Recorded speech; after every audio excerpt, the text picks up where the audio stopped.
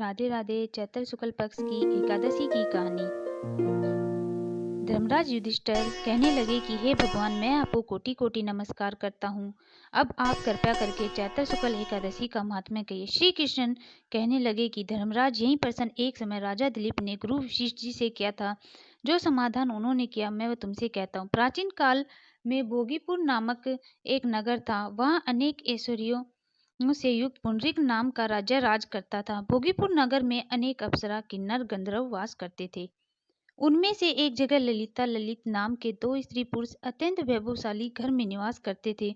उन दोनों में अत्यंत स्नेह था, यहाँ तक कि अलग अलग हो जाने पर भी दोनों व्याकुल हो जाते थे।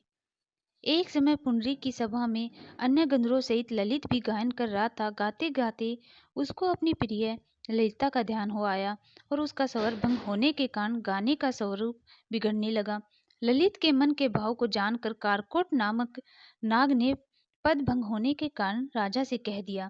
तब पुंडरीक ने क्रोधपूर्वक कहा कि तू मेरे सामने गाता हुआ अपनी स्त्री को स्मरण कर रहा है, अतः तू कच्चा मांस मनुष्य को खाने वाला राक्षस बनकर अपने किए कर्म का फल भोग। पुंडरीक के श्राप से ललित उसी क्षण महाकाल विशाल राक्षस हो गया। उसका मुख अत्यंत भयंकर, नेत्र सूर्य चंद्रमा की तरह प्रदीप्त तथा मुख से अग्नि निकलने लगी। इस प्रकार राक्षस होकर वह अनेक प्रकार का दुख भोगने लगा। तब उसकी प्रियतमा ललिता को यह वृत्तांत मालूम हुआ तो वह बहुत दुखी हुई। वह अपने पति के उद्धार का यत्न सोचने लगी कि वह राक्षस अनेक प्रकार के घोर दुख सहता हुआ घने जंगलों में रहने लगा। उसकी स्त्री उसके पीछे पीछे जाती विलाप करती रहती। एक बार ललिता अपने पति के पीछे पीछे घूमती हुई विंध्याचल पर्वत पर जा पहुंची, जहां पर श्रृंगी ऋषि का आश्रम था। ललिता शीघ्र ही श्रृंगी ऋषि के आश्रम में गई। वहां जाकर विनती से भाव से प्रार्थना करने लगी। उसे देखकर श्रृंगी ऋषि बोले, तुम कौन हो? तुम कहाँ से आई हो? ललिता बोली कि हे मुनिवर, मेरा नाम ललिता है। मेरा पति राजा पुंडरीक के श्राप से विशालकाय राक्षस हो गया है। इसका मुझको महान दुख है। उसके उद्धार का कोई उपाय बताइए। श्रृंगी ऋषि बोले, हे गंधर्व कन्या, अब चैत्र शुक्ल एकादशी आने वाली है, जिसका नाम कामदा एकादशी है।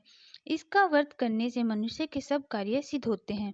यदि तू कामदा एकादशी का व्रत कर उसके पुण्य का फल अपने पति को दे तो वह शीघ्र ही राक्षस योनि से मुक्त हो जाएगा।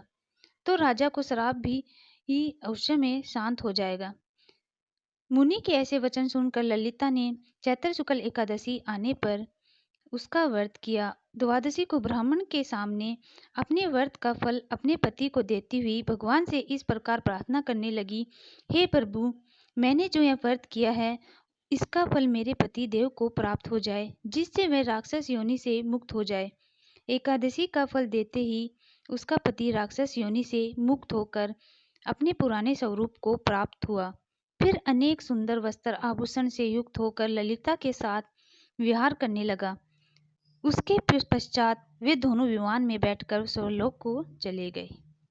वशिष्ठ मुनि कहने लगे, हे राजन, इस व्रत को विधि पूर्वक करने से समस्त पाप नाश हो जाते हैं तथा राक्षस आदि की योनि भी छूट जाती है।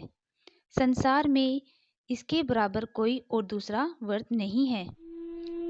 इसकी कथा पढ़ने सुनने से वाजपेयी यज्ञ का फल प्राप्त होता है। बोलो विष्णु भगवान की जय। बोलो कृष्ण भगवान की जय।